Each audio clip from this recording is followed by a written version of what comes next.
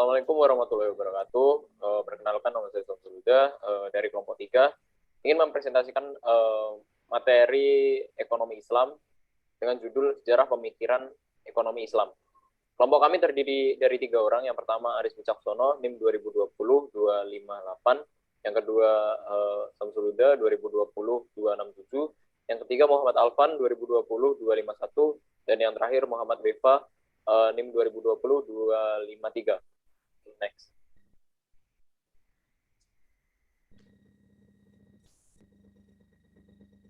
Perekonomian di masa Rasulullah Shallallahu Alaihi Wasallam. Islam telah menetapkan pokok pemikiran ekonomi sejak disyariatkan Islam atau sejak Rasulullah Shallallahu Alaihi Wasallam ditunjuk sebagai Rasul.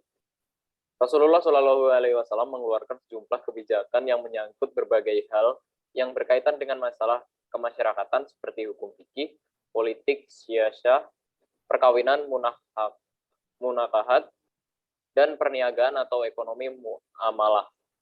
Selanjutnya, kebijakan Rasulullah SAW menjadi pedoman oleh para penggantinya dalam memutuskan masalah-masalah ekonomi. Al-Quran dan hadis digunakan sebagai dasar pijakan teori ekonomi oleh para khalifah dan seterusnya dalam menata kehidupan ekonomi negara. Akan tetapi, pada masa ini bentuk permasalahan ekonomi belum variatif, sehingga teori-teori tentang ekonomi yang muncul belum beragam. Hal ini bisa dilihat bahwa fokus ekonomi hanya tertuju pada pemenuhan kebutuhan, keadilan, efisiensi, pertumbuhan, dan kebebasan yang tidak lain merupakan objek utama menginspirasi pemikir ekonomi Islam sejak masa awal. Perekonomian di masa Rasulullah SAW. Nabi Muhammad lahir Senin 12 Rabiul Awal 20 April 571 Masehi. Mendapat wahyu pada usia 40 tahun. Maka masyarakat muslim belum sempat membangun perekonomian, perjuangan dan mempertahankan diri dari intimidasi kaum Quraisy. Madinah. Perekonomian sederhana, prinsip-prinsip dasar ekonomi, komitmen terhadap etika dan norma syariah Islam, Baitul Mal, institusi pengelolaan keuangan negara, kesejahteraan masyarakat. Masa ini berada di Masjid Nabawi yang ketika itu digunakan sebagai kantor pusat negara, sekaligus berfungsi sebagai tempat tinggal Rasulullah. Pemasukan negara berupa zakat dan usyur, sodakoh dan ghanimah, rikas, amwal fadlo, wakaf, nawaib, dan jizyah. Oke, next. Oke, untuk selanjutnya akan dibacakan oleh presenter selanjutnya. Perekonomian di masa Khulafaur Rasyidin. Yang pertama, pada masa Abu Bakar As-Siddiq, yaitu pada periode 600. Yang pertama, melanjutkan dasar-dasar yang dibangun oleh Rasulullah SAW. Yang kedua, zakat. Banyak yang tidak membayar karena meninggalkan Islam dan menolak membayar zakat. Yang ketiga, Baitul Mal diteruskan. Dan yang terakhir, pembagian zakat dengan porsi sama. Next. Perekonomian di masa Khulafaur Rasyidin. Yang pertama, yaitu pada masa Umar bin Khattab, periode 634 sampai 644 Masehi. Yang pertama, sektor pertanian. Memberi hadiah bagi yang mengelola tanah tandus dan bila gagal selama 3 tahun, maka kehilangan kepemilikan tanah.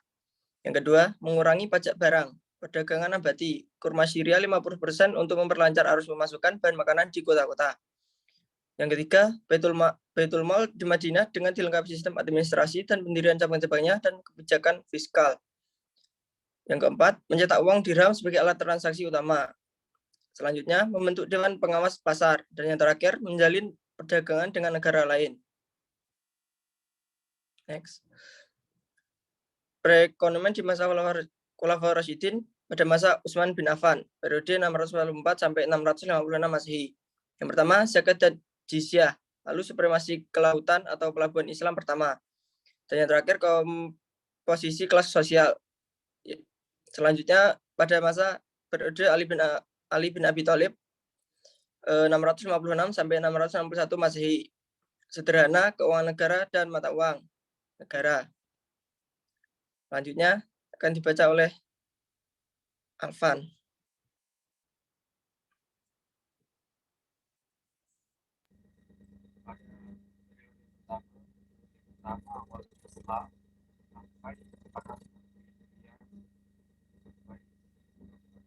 Mohon maaf, Mas Alvan, suaranya tidak kedengaran.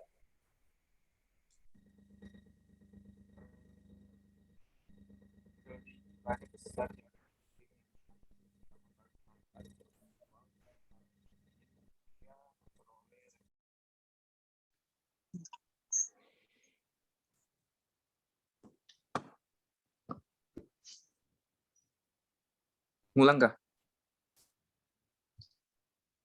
Lanjut.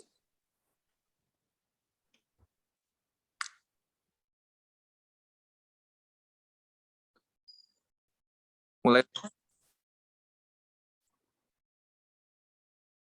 Lanjut. Mulai kan ya? Pada periode pertama awal Islam 450 Hijriah sampai 1058 Masehi. Periode ini banyak sarjana muslim yang pernah hidup bersama para sahabat Rasulullah dan para tabi'in sehingga memperoleh referensi ajaran Islam yang akurat. Hasan Al-Basri 110 sampai 728, ada Zaid bin Ali 120 Hijriah sampai 798 Masehi, Abu Hanifah 150 sampai 767, Abu Yusuf 182 sampai 798, ada Muhammad bin Hasan al-Syahbani, Yahya bin Adam, Syafi'i, Abu Ubaid, Ahmad bin Hanbal, Al-Farabi, Ibnu Miskwai, Ibnu Sina, dan lain-lain. Dan kilasan pemikiran beberapa tokoh. Next. Kilasan pemikiran Abu Hanifah, Al-Fiqh, Al-Musnad, dan Al-Fiqh Al-Akbar. Pemikiran tentang kontrak dalam bisnis, misalnya salam, murabahah, muzara, dan lain-lain. Sedangkan Abu Ubaid, bukunya itu Al-Amwal, membahas keuangan publik dan atau kebijakan fiskal secara komprehensif dan sejarah ekonomi negara Islam pada 2 abad sebelumnya.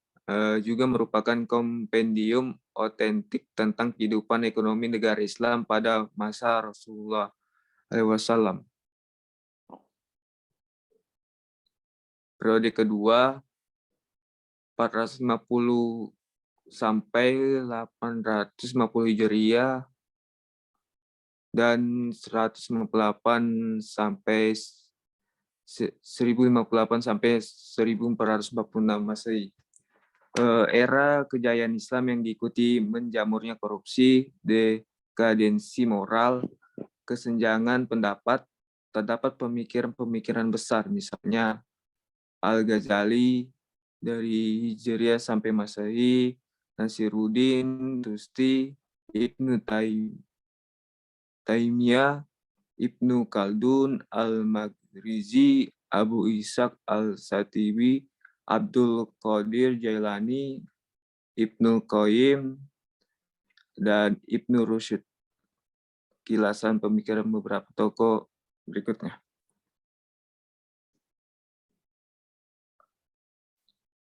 Mungkin bisa dilanjut oleh Saudara Wefah. Kilasan pemikiran. Yang pertama yaitu Al-Ghazali dalam kitabnya Ya Ulum Al-Din, Usul Al-Fiqh, Al-Mustafa, Mizan Al-Amal, dan Al-Tibar Al-Masbuk, Nasihat Al-Muluk, dan lain-lain. Bahasan ekonominya mencakup aspek luas meliputi pertukaran dan evolusi pasar, produksi, barter, dan evolusi uang, serta peranan negara dan keuangan publik. Yang kedua ada Ibnu Taimiyah, bukunya Al-Isbah fil Islam dan Al-Siyasah Al-Syariah fi Islah al-Rol wal Royah. Ia membanyak bahas problema ekonomi yang dihadapi pada masanya yang mencakup aspek makro maupun mikroekonomi. Misalnya harga dan pasar, peranan negara dan al-isbah, perpajakan, uang, hak milik, dan lain-lain. Periode ketiga. Dan era kemunduran Islam dalam berbagai bidang, tetapi terdapat beberapa pemikiran ekonomi yang berbobot selama 200 tahun terakhir. Para tokohnya ada Syah Waliullah, Muhammad bin Abdul Wahab, Jamaluddin Al-Afghani, Muhammad Abduh, Muhammad Iqbal, dan lain-lain. Itu kilasan pemikiran. Pertama, Syah Waliullah. Bukunya Hujatullah Al-Balighah, di mana ia banyak menjelaskan nasionalitas dari aturan-aturan syariah bagi perilaku manusia dan pembangunan masyarakat.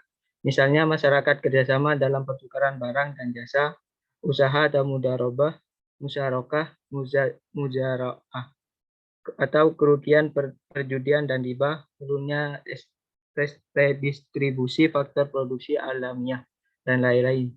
Yang kedua ada Muhammad Iqbal. Meskipun di dunia luas lebih dikenal sebagai filosof, sastrawan, atau juga pemikir politik, Muhammad Iqbal sebenarnya juga memiliki pemikiran-pemikiran ekonomi yang brilian.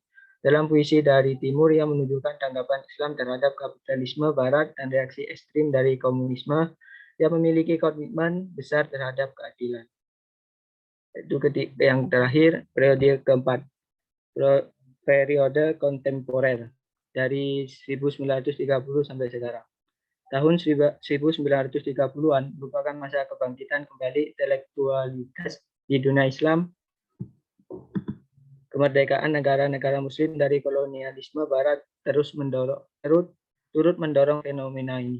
Dibuka oleh tulisan para ulama yang menyoroti berbagai persoalan sosial ekonomi dari perspektif Islam, kemudian memicu para ekonom Muslim untuk mengembangkan lebih lanjut dalam aspek-aspek tertentu dalam perekonomian yang kemudian diikuti dengan pendirian institusi ekonomi yang berbasis syariah Islam. Saat ini, upaya untuk membangun teori ekonomi Islam ke dalam bangunan ilmu yang integral tengah dilakukan.